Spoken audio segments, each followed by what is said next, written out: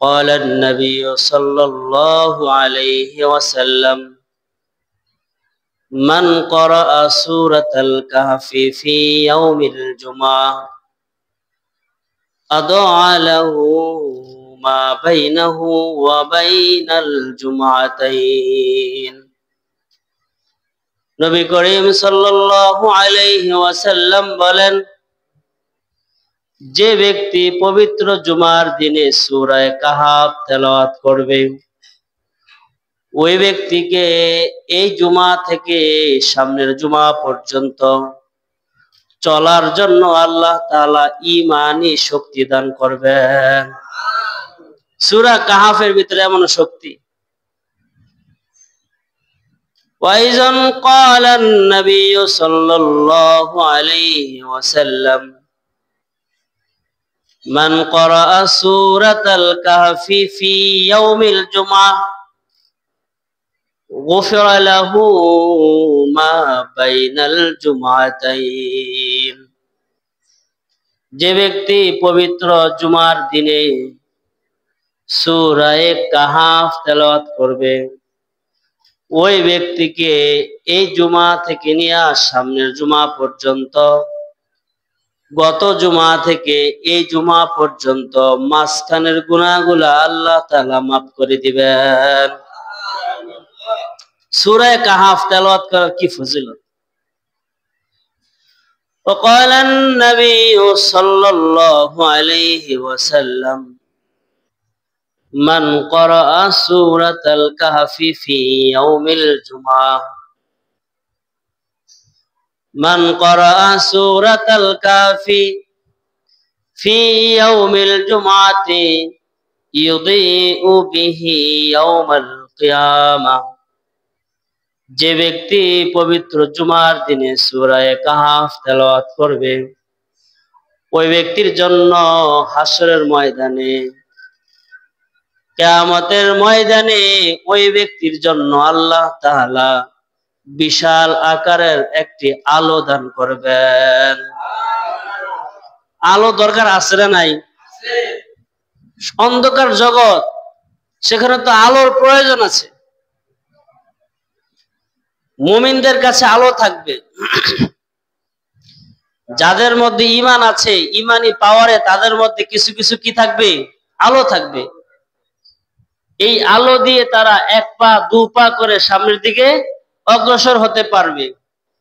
যার কাছে আলো নেই, সে ডান দিকে যায় না বাম দিকে যায়, সামনে যাচ্ছে না পিছনে যাচ্ছে, খবর থাকবে না।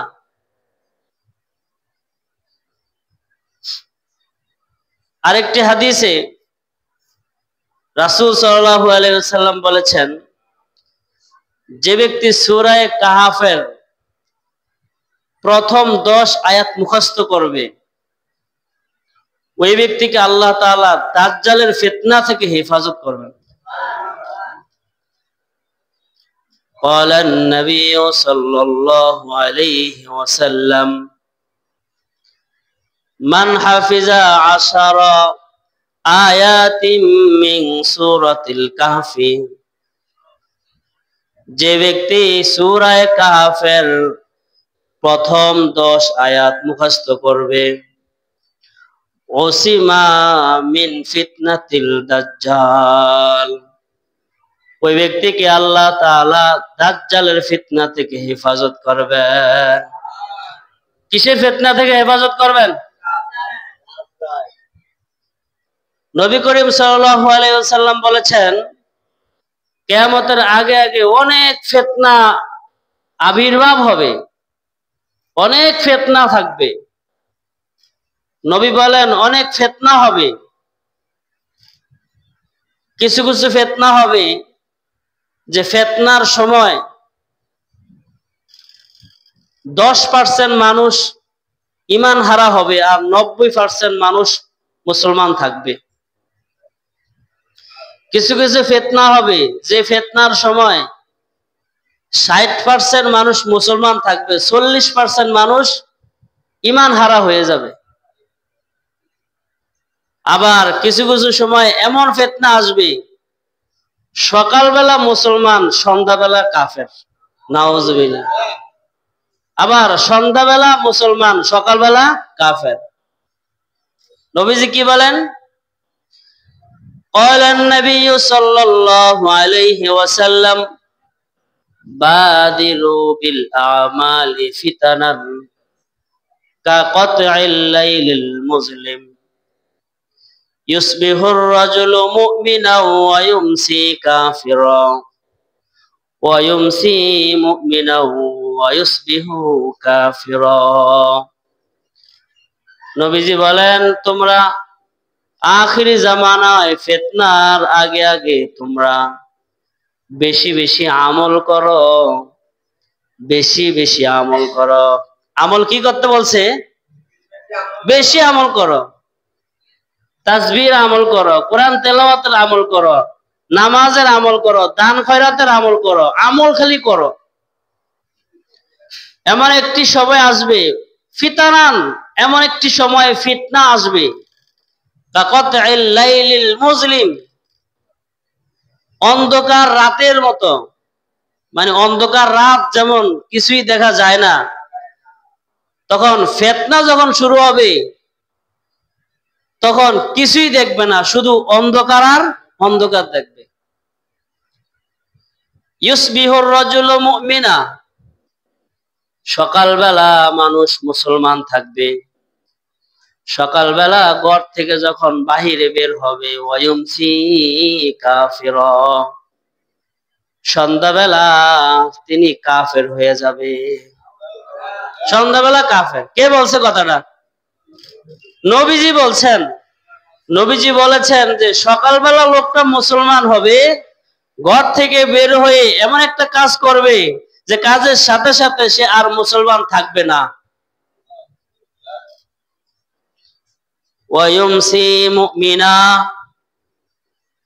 আর মানুষ সন্ধ্যাবেলায় বাড়ি থেকে বের হইয়া মসজিদে আসার পরে তার ভিতরে ঈমান তাজা থাকবে, ঈমান তাজা থাকবে। আর ওয়ায়ুসবিহু মুমিনা, ঘরে যাবে, রাতের বেলা ঘরে এমন একটা কাজ করে ফেলবে যে কাজ করার সাথে সাথে ওই লোকটা আর মুসলমান নাই, কাফের হয়ে গেছে। নাউজুবিল্লাহ। এমন একটি সময় আসবে যে সময় ফিতনা, কোন কোন ফিতনার সময় 30% মানুষ মুসলমান থাকবে আর 70% মানুষ কাফের হয়ে যাবে। এমন একটা সময় আসবে যে সময় মানুষ 90% কাফের হয়ে যাবে আর 10% মানুষ কি থাকবে? মুসলমান। এমন একটা সময় আসবে দেশের ভিতরে, পৃথিবীতে এমন ভয়ানক ফিতনার আগমন হবে যে আগমনে 99% কাফের হবে আর 1% মানুষ মুসলমান থাকবে। কথাটা কি? এমন ফিতনা, ইমাম হোক আর মুসলমান হোক আর পীর হোক, ওই ফিতনার মধ্যে যখন পড়ে যাবে তখন ইমান টিকিয়ে রাখা বড় কঠিন। নবীজি বলেছেন হাতের মধ্যে আগুন রাখা সহজ হবে, ইমান রাখা কঠিন হবে। হাতে আগুন রাখা সহজ হবে, ইমান রাখা কি হবে? তাহলে এমন একটা পরিস্থিতি কি, সবচেয়ে ভয়ানক ফিতনার নাম হলো দাজ্জালের ফিতনা। বলেন সবচেয়ে ভয়ানক ফিতনার নাম কি? দাজ্জালের ফিতনা। দাজ্জাল হবে কানা, দাজ্জালের কপালের মধ্যে লেখা থাকবে কাফের। লেখা থাকবে কি? কাফের লেখা থাকবে। তারপরও তাকে কাফের বলবে না। সে জান্নাত দেখাবে, জাহান্নাম দেখাবে। আর দাজ্জাল ফসল হবে না, ওই দাজ্জাল বলবে ফসল হও, বলার সাথে সাথে ক্ষেতের মধ্যে ফসল হয়ে যাবে। তো এই অবস্থা দেখলে আমাদের আর ঠিক থাকবে না অবস্থা। আমাদের দেশে তো এমন অবস্থা হয় যে একজন ল্যাংটা, এই ল্যাংটা দেখে তো আমরা এর মুড়ি দিয়ে গেছি। আরে ল্যাংটা দেখে কি হয়ে গেছি? যে জায়গায় ল্যাংটা দেখে মুড়ি দিয়ে গেলাম, সে জায়গায় যদি উনি চন্দ্র অন্ধকার করে ফেলে, দিনকে রাত বানিয়ে ফেলে, রাতকে দিন বানিয়ে ফেলে, জান্নাত নিয়ে আসে, জাহান্নাম নিয়ে আসে, এরপরে দুর্ভিক্ষ করে দেয়, মরা মানুষ জিন্দা করে দেয়, এমন অলৌকিক ঘটনা দেখালে এরা আমরা কি মনে করব? কি হবে ফিতনা? কয়টা বড় ফিতনা। কিয়ামতের আগে সবচেয়ে বড় ফিতনা নাম হলো দাজ্জালি ফিতনা। এই ফিতনা থেকে বাঁচার জন্য 100 জন মানুষ যদি ইন্টারভিউ দেয়, 99 জন মানুষ ঈমান হারা হবে। তাহলে আমি বাঁচতে পারবো এই গ্যারান্টি আমার নাই। আপনি বাঁচতে পারবেন এই গ্যারান্টি আপনার নাই। নবীজি বলেন, যে ব্যক্তি সূরাতুল কাহফের প্রথম 10 আয়াত, প্রথম কয় আয়াত? 10 আয়াত মুখস্থ করবে, ওই ব্যক্তিকে আল্লাহ তাআলা দাজ্জালের ফিতনা থেকে হেফাজত করবেন। আমল করলে হবে। وقال النبي صلى الله عليه وسلم من حفظ 10 الأواخر من سورة الكهف عصم من فتنة الدجال। যে ব্যক্তি সূরা কাহফের শেষ 10 আয়াত মুখস্থ করবে, মুখস্থ করা, যে ব্যক্তি সূরা কাহফের শেষ 10 আয়াত কি করবে, ওই ব্যক্তিকে আল্লাহ তাআলা দাজ্জালের ফিতনা থেকে হেফাজত করবেন। সুবহানাল্লাহ। দাজ্জালের ফিতনা থেকে হেফাজত করার জন্য দুইটা হাদিস, একটা হাদিস হলো প্রথম 10 আয়াত, আর একটা হাদিস হলো শেষের 10 আয়াত। আপনি যেটা মুখস্থ করেন। কোরআনে কারীম আল্লাহ তাআলা বলেছেন, সূরাতুল কাহফের প্রথম 10 আয়াত,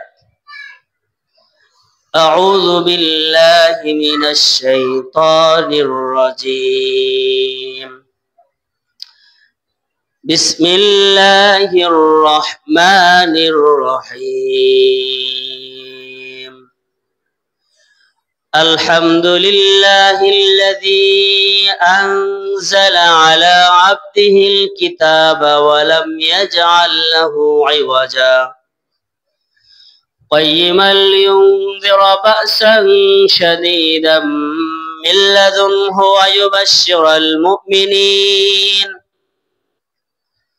ويبشر المؤمنين الذين يعملون الصالحات أن لهم أجرا حسنا ماكثين فيه أبدا وينذر الذين قالوا اتخذ الله ولدا ما لهم به من علم ولا لآبائهم كبرت كلمة تخرج من أفواههم إن يقولون إلا كذبا فلعلك باخع نفسك على آثارهم إن لم يؤمنوا بهذا الحديث أسفا إنا جعلنا ما على الأرض زينة لها لنبلوهم أيهم أحسن عملا وإنا لجاعلون ما عليها صعيدا جرزا أم حسبت أن أصحاب الكهف والرقيم كانوا من آياتنا عجبا إذ أوى الفتية إلى الكهف فقالوا ربنا آتنا من لدنك رحمة وهيئ لنا من أمرنا رشدا সাদাকাল্লাহুল আযীম। এটুকু হলো সূরা কাহফের 10 আয়াত। সূরা কাহফের কয় আয়াত পড়ছি? এই 10 আয়াত আপনারা মুখস্থ করবেন, ইনশাআল্লাহ আল্লাহ তাআলা আপনাদেরকে দাজ্জালের ফিতনা থেকে আল্লাহ তাআলা হেফাজত করবেন। আরেকটি সহজ আরেকটি হাদিস আছে।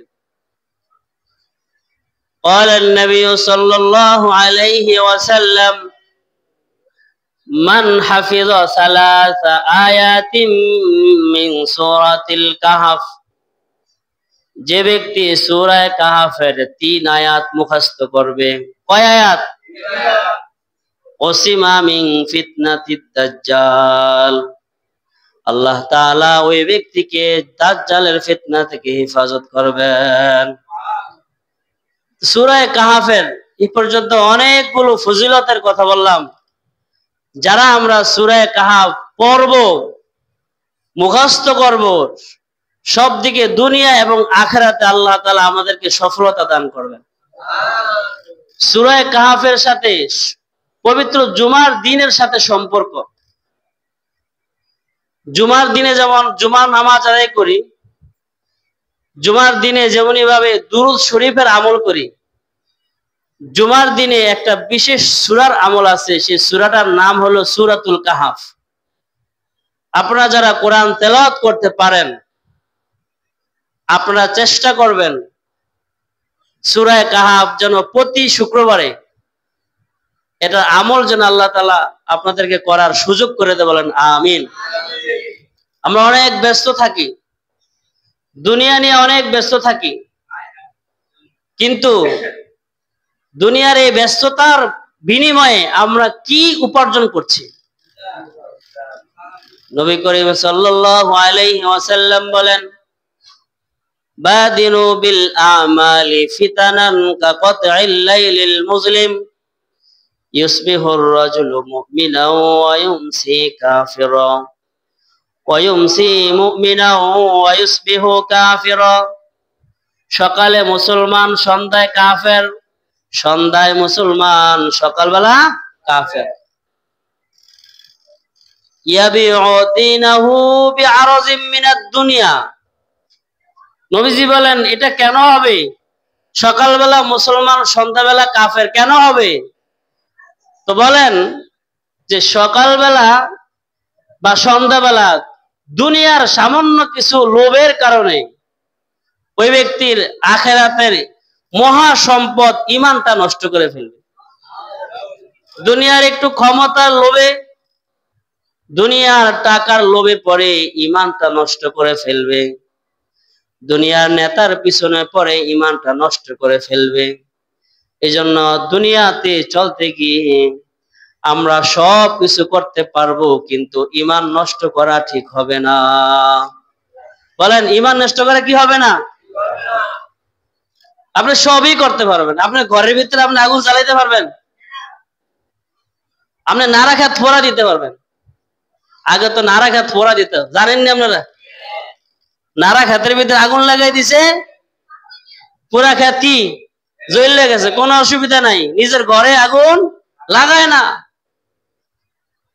আপনি আপনার 1 লক্ষ টাকা নষ্ট হতে পারে, আপনার ডাক্তারের পিছনে 10 লাখ টাকা খরচ হতে পারে, একদিন না একদিন এই টাকা আপনার আসবে। যদি আপনার ব্যবসা থাকে, সিস্টেম থাকে, তাহলে একদিন না একদিন আপনি টাকা কি পাবেন। কিন্তু যে ঈমান আপনি আর আমি বিক্রি করে দিচ্ছি, এই ঈমান কত টাকার বিনিময়ে পাওয়া যাবে? এজন্য সাবধান। কার পিছনে দৌড়াচ্ছেন? সাবধান। কার বিরুদ্ধে কথা বলছেন? সাবধান। এমন কাজ করা যাবে না যে কাজে আমার ঈমান নষ্ট হয়ে যায়। এমন কাজ করা যাবে না যে কাজের বিনিময়ে মৃত্যুর পরে কবরে গেলে আমার কবরটা জাহান্নামের টুকরা হয়। এমন কাজ আমরা করব না। আল্লাহ আমাদেরকে ঈমান রক্ষা করার তৌফিক দান করুন।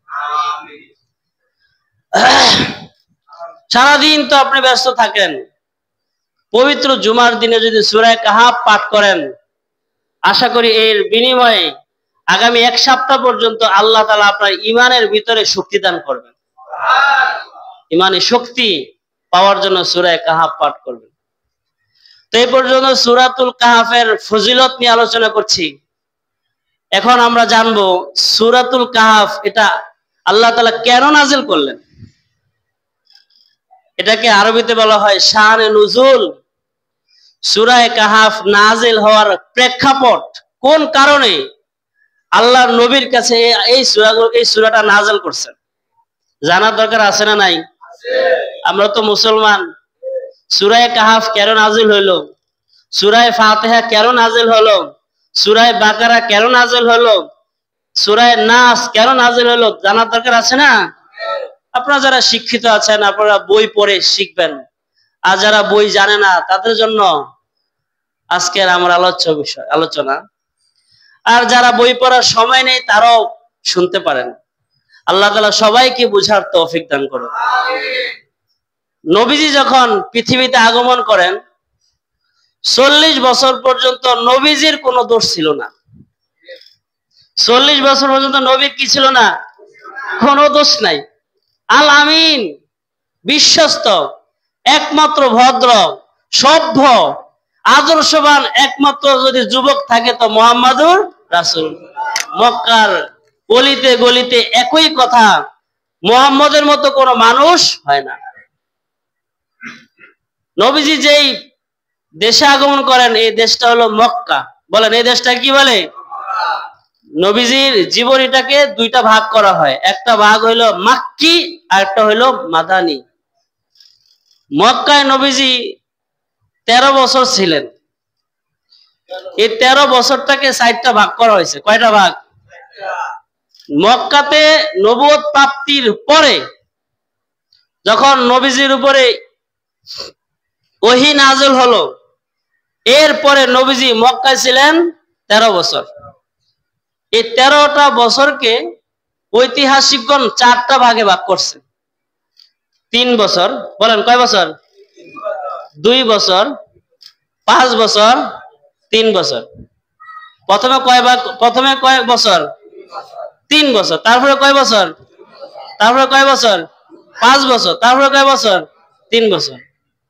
এই পাঠগুলো যদি আপনাদের মনে থাকে তাহলে পরবর্তীতে অল্প অল্প করে 3 বছরের অপশনগুলো আমি একটু বলবো। প্রথম 3 বছর নবীজির উপর যখন ওহী নাযিল হয় তো আল্লাহ তাআলা নবীজিকে বলছে গোপনে গোপনে দাওয়াত দাও। তো নবীজি প্রথম 3 বছর গোপনে গোপনে দাওয়াত দিছে। প্রথম 3 বছর কিভাবে দিছে? গোপনে গোপনে দাওয়াত দিছে। সবাই গোপনে গোপনে মুসলমান হয়েছে, প্রকাশ করে না কেউ।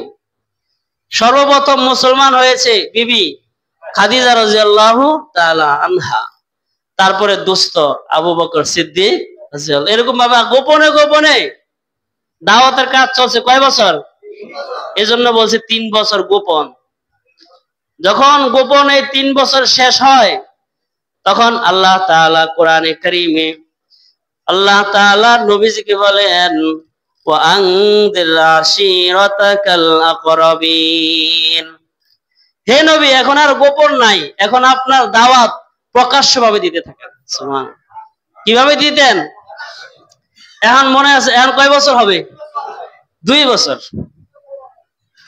নবীজি 2 বছরে দাওয়াতে প্রথম মক্কা শরীফে যারা যান হজ করার জন্য প্রথম সাফা মারওয়া পাহাড়ে দৌড়াদৌড়ি করা লাগে না? সফা পাহাড়ের মধ্যে উঠছে। এই সফা পাহাড়ে দাঁড়িয়ে বলছে ইয়া সবাহা। আমরা অনেক সময় গুরুত্বপূর্ণ কথা বলতে হইলে বলি না একটি বিশেষ ঘোষণা, বলি না? নবীজি আরবি ভাষায় বলছে একটি বিশেষ ঘোষণা, ইয়া সবাহা, ইয়া সবাহা। সবাই নবীজির ঘোষণা শুনে আর কেউ ঘরে নাই, হাজার হাজার মানুষ নবীজির ডাকে সফা পাহাড়ের সামনে এসে গেছে। যখন নবীজি দাওয়াত দিছে লা ইলাহা ইল্লাল্লাহ, তখন নবীজি গালি শুরু করছে। নাউজুবিল্লাহ। এই 2 বছর নবীজির গালি দিছে, বাপ মা তুল্লা গালি দিছে, পাগল, ব্যাককল, নাউজুবিল্লাহ। মানে এরকম কবি গণক এরকম এক একটা শব্দ দিয়ে কি দিছে? গালি। নবীজি 2 বছর কি শুনছেন? কথা তো জোরে হয় না। নবীজি 2 বছর কি শুনছেন? প্রথম 3 বছর কি হয়েছে? গোপন। তারপর 2 বছর, এরপরের 5 বছর এখন আর গালির ভিতরে নাই, এখন হচ্ছে কিলের ভিতরে। নাউজুবিল্লাহ। নবীজির উপর অত্যাচার শুরু করছে, নবীজির উপরে হামলা শুরু করছে, নবীজির উপরে মায়া লেবো খায়া লেবো। এরকম ভাবে এক কাফের এসে নবীজি নামাজ পড়তেছিল, নবীজির গলার ভিতরে দড়ি দিয়া টাইনা টাইনা নবীজির নিয়ে গেছে। নাউজুবিল্লাহ। গলার ভিতরে যদি দড়ি বাইন্দা যদি টান দেয় কি হবে? আবু জাহেল নবীজির নামাজের সেজদার অবস্থায় নবীজির মাথার উপরে নারী ভুড়ি দিয়ে দিছে। এরকম হামলা চলছে। কি চলছে? হামলা। এই হামলা চলছে কয় বছর? 5 বছর। এই হামলার সময়, যে সময় নবীজির উপরে কি চলছে? হামলা চলছে। এই হামলার সময় নবীজির উপরে এই সূরাটা নাযিল হয়েছে, সূরাতুল কাহাফ। কি সময় নাযিল হয়েছে? হামলা মামলা ধরবো খাইবো। নবীজির একই কথা, আমাকে আল্লাহ নবুয়তি দিছে আর আসমানি কিতাব দান করছে। মক্কার কাফেররা কোনোভাবেই নবীজিকে থামাতে পারে না। নবীজিকে কি করতে পারে নাই? কোনোভাবেই থামানো যাচ্ছে না, থামানো যাচ্ছে না। তখন তারা, আপনারা সবাই জানেন, মক্কার মানুষগুলো ছিল মূর্খ। আইয়ামে জাহিলিয়া। বলেন কি ছিল? জাহেল কারা কয়? জাহেল নাম্বার বহুত, যত নাম্বার বলতে পারেন, যত নাম্বার আছে সর্বশেষ নাম্বার হইল মূর্খের শেষ সীমানা। কিন্তু তারা তো শিক্ষিত না। তারা নবুয়ত কি, মোহাম্মদ খান নবুয়তি কয়, আসমানি কিতাব, এটা কি রে? বুঝে না। তো মক্কার কাফেররা মিলে পরামর্শ করলো, আচ্ছা নবুয়ত কি, এটা কি, আর কি আসমানি কিতাব, এটা জিনিসটা কি? তাই না, এরা তো জানে না। এখন ওদের মাথায় বুদ্ধি আসছে যে আমরা তো মূর্খ, আমাদের পাশের গ্রাম হইল মদিনা, মদিনায় কিছু শিক্ষিত লোক আছে, আসো আমরা ওই শিক্ষিত মানুষের কাছে যে জিজ্ঞাসা করি নবুয়ত কি, আসমানি কিতাব কি। মক্কার কাফেররা পরামর্শ করে মদিনার ইহুদিদের কাছে যায় জিজ্ঞাসা করলো, হে মদিনার আলেম, আমরা একটা বিপদে পড়ে গেছি। আমাদের বংশের একটা লোক, তার বাবা আব্দুল্লাহ, তার নাম মুহাম্মদ, হঠাৎ করে সে নবুয়তি দাবি করতেছে আর কি বলে আসমানি কিতাব বলে। এটা কি জিনিসটা? নবুয়ত কি জানতে চাইছে। তো কয়, যে লোকটা নবুয়তি দাবি করছে সে লোকটার ব্যবহার, আচার ব্যবহার কেমন? তো এখন ওই মক্কার কাফেররা ওখানে গিয়ে মিথ্যা কথা বলতে পারতো? বলতে পারতো। নবীর শত্রু, কিন্তু তারপরও তারা ওখানে যে মিথ্যা কথা বলে না। তারা বলছে আসলে কি বলতাম, লোক হিসেবে অমায়িক, যেমন ভদ্র, তেমন চেহারা, তেমন আমানতদারিতা, তেমন সত্যবাদিতা, আমরা যে তারে এত গালাগালি করি, একটা খারাপ কথা তার মুখ দিয়ে বাইরে না। আর এমন এমন কথা বলে যে কথাগুলো বাস্তবে সত্য, এমন কথা বলে যে কথাগুলো বাস্তবে কি সত্য। কি কি সত্য? তোকে আমরা বলছিলাম আসমানটা 2 টুকরা করে দেখাও, না চন্দ্র 2 টুকরা করে দেখাও। চন্দ্র 2 টুকরা করে লাইছে কয়। এরপরে হাতের মধ্যে মুঠ করে ভিতরে, হাতের ভিতরে এমন একটা জিনিস রাখছি যে দেখে নাই। তো বলছে হাতের ভিতরে কি? তো যখন জিজ্ঞাসা করছে হাতের মধ্যে কি, সাথে সাথে ওই বলছে হাত, তুমি বলে দাও হাতে কি। সাথে সাথে ওই হাতে আওয়াজ করে বলে দিচ্ছে আবার হাতের মধ্যে পাথর। মানে আজীব আজীব এমন এক কাহিনী, এমন একটা কাজ করে যেটা বাস্তবে হয়, কিন্তু আসলে নবুয়ত কি। তখন ওই মদিনার ইহুদিরা বলছেন যে আসলে আপনাদের কথার সাথে তার কথার মাঝে এতটুকু বোঝা যায় যে মনে হয় সে নবী হতে পারে, তারপরও একটা পরীক্ষা করতে পারে। তো মক্কার কাফেররা বুঝলো, না আমরা পরীক্ষা করবো, অসুবিধা নেই। কি করতে পারি? যাইয়া তাকে 3টা প্রশ্ন করবা। কয়টা? 1 নাম্বার প্রশ্ন, আসহাবে কাহাফের ঘটনাটা বলো। আসহাবে কাহাফের ঘটনা কি? তো আসহাবে কাহাফের এরকম 5000 বছর আগে একটা ঘটনা ঘটছে। কয় হাজার বছর আগে? 5000 বছর আগে এমন একটা ঘটনা ঘটছে।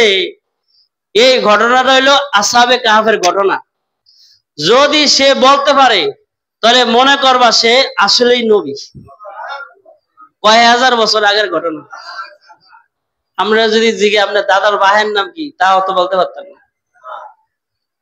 আর দাদির নাম কি, অনেকে বলতে পারবেন না। এই অনেকে এখানে আছেন দাদির নাম মনে মনে চিন্তা করে আছেন, আমরা দাদির নাম আমরা পারেন না। 5000 বছর আগে কি এক ঘটনা ঘটছে এটা বলতে হবে। যদি বলতে পারে তাহলে কি নবী। আর দ্বিতীয় নম্বর প্রশ্ন হলো, পৃথিবী শাসন করেছে পূর্ব প্রান্ত থেকে পশ্চিম প্রান্ত পর্যন্ত এমন কোন শাসক আছে যে মুসলিম শাসক শাসন করেছে, ইয়াজুজ মাজুজের সাথে যুদ্ধ করেছে এমন কোন শাসক? যদি বলতে পারে তাহলে মনে করবা সে আসলেই নবী। আর জিজ্ঞাসা করবা রূহ কি জিনিস, রূহ কি জিনিস। এই প্রশ্নগুলো আচ্ছা তাহলে মুহাম্মদের ঠেকানোর কাহিনী পাইছে পাইছে এবার তাকাবে, কারণ এটা তো কেউ জানে না। অনেক সময় আলেম ওলামাদের কাছে গেলে অনেক গোপন তথ্য পাওয়া যায়, অনেক পুরাতন কি ঘটনা শোনা যায়, অনেক সূক্ষ্ম সূক্ষ্ম মাসলা জানা যায়। এটা যাইলে জানা যায়, না যাইলে জানা যায়নি। মক্কার মূর্খ এরা নবুয়ত কি বুঝে না, আসমানি কিতাব কি বুঝে না, বুঝার জন্য কোন জায়গায় গেছে? মদিনায় গেছে। মদিনায় যা শিক্ষা এখন তো তারা কি মোটামুটি বুঝে। এইবার যে মুহাম্মদের যাইয়া মক্কার মধ্যে আইসা এ মুহাম্মদ কত বেলা কথা আছে, কয় কি কও। এই তিনটা প্রশ্ন যখন করছে, নবীজি তো আর জানে না নিজে, নবীজিরে জানাইলে না জানে। নবীজির আশা ছিল যে আগামী এই আজকের মধ্যে যদি জিব্রাইল আলাইহিস সালাম আসে তো জিব্রাইলের মাধ্যমে জিনিসটা জেনে নিব। তো বলছে আগামীকাল বলবো। কি বলবে? আগামীকাল বলে দেবে। পরে কালকের মধ্যে আজকে পর্যন্ত আগামীকাল পর্যন্ত কোন জিব্রাইল আলাইহিস সালাম আসে না। সবাই তাইছে কি মুহাম্মদ বলো, না আজকে বলবো না কালকে। আবার পরের দিন মুহাম্মদ বলো, আজকে না কালকে। এরকম 15 দিন পর্যন্ত ওহী বন্ধ। কয়দিন পর্যন্ত? 15 দিন পর্যন্ত ওহী বন্ধ। নবীও পেরেশান, আল্লাহ কি অপরাধ করলাম, কি অপরাধ করলাম। তো 15 দিন পরে আল্লাহ তাআলা জিবরাইল আলাইহিস সালামের মাধ্যমে এই সূরা কাহাফ নাযিল করছে। এবং 15 দিন কেন ওহী নাযিল করা বন্ধ করলেন তার কারণও উল্লেখ করেছেন। এবং ওই ইহুদিদের ওই যে কাফেররা যে প্রশ্ন করেছে তিনটা, এই তিনটার উত্তরও এই সূরার মধ্যে আল্লাহ তাআলা দিয়েছেন। সুবহানাল্লাহ। তো আজকে সব তো বলা সম্ভব না, ধারাবাহিক ভাবে আমাদের এই সূরা কাহাফের তাফসীর আলোচনা হবে। তো আজকে শুধু একটাই বলবো যে কেন আয়াত বন্ধ ছিল। কোরআনে কারীম আল্লাহ তাআলা বলছেন, ওয়ালা তাকুলান্না লিশাইইন ইন্নী ফাইলুন যালিকা গাদা ইল্লা আইয়াশা আল্লাহ। কোন মুসলমানের উচিত নয় যে আমি আগামীকাল কিছু বলবো কিন্তু এর মধ্যে ইনশাআল্লাহ না বলা, এটা উচিত না। কে বলছেন কথাটা? আল্লাহ বলছেন। কথা কর না, ঘুমাইতেছেন। আগামীকাল আসবো এই শব্দের সাথে কি লাগাতে হবে? হে নবী, আপনি ইহুদিদের প্রশ্নের উত্তর, কাফেরদের প্রশ্ন উত্তর বলছেন কালকে দিব, কিন্তু আপনি কালকে দেওয়ার মধ্যে ইনশাআল্লাহ বলেন নাই। এই জন্য আল্লাহ চায় নাই। আপনি যদি বলেন ইনশাআল্লাহ বলতেন তাহলে ওই দিনই আপনার উপরে কোরআন নাযিল হয়ে আল্লাহ আপনাকে উত্তর দিয়ে দিতেন। ইনশাআল্লাহ যে বলেন নাই, এজন্য হয় নাই। এজন্য আমরা ব্যবসা করব, বলবো কি ইনশাআল্লাহ বলবেন, ইনশাআল্লাহ আল্লাহর রহমত হবে। আর ইনশাআল্লাহ সারা করবেন, সবার মধ্যে কি রহমত থাকবেন না, আল্লাহর হুকুম থাকবেন।